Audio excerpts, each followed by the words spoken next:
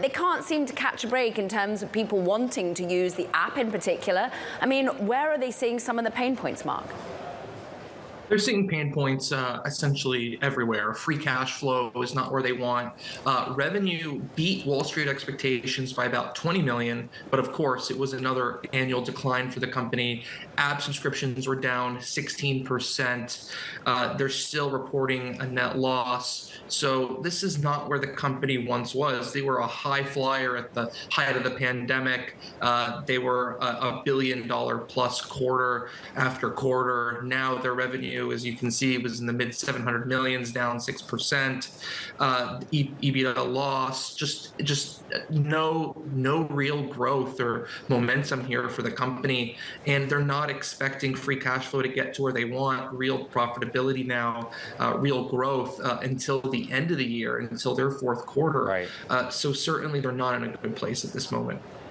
Yeah, I think we're still asking what is Peloton, right? Is it a content company? Is it a hardware company? They've had all these different strategies. They include partnerships, the TikTok one being the most prominent that Kara and I have discussed. And then they turn around and say, you know what, let's look at universities. That's a big market, you know, from a gym equipment perspective. That hasn't worked either. So sum up Barry McCarthy's strategy here, Mark.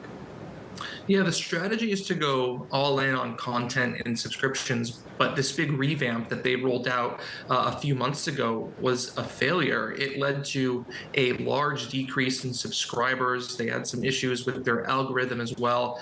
You know, my personal take is maybe you wind down the hardware business completely. That's a lot of where your lack of profitability, a lot of where your net loss is coming from. Go all in on content, but then you're just an app.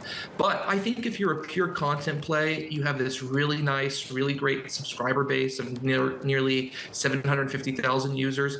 Maybe that's something that's interesting to a Spotify or a Netflix or an Apple or an Amazon, where you can buy this pretty gigantic fitness content library. You can buy this application, you could buy the patents and the technology there, and you can make your Netflix subscription or your Spotify subscription or your Amazon Prime subscription more valuable and interesting to consumers by spending a few billion and buying all of Peloton's content arm.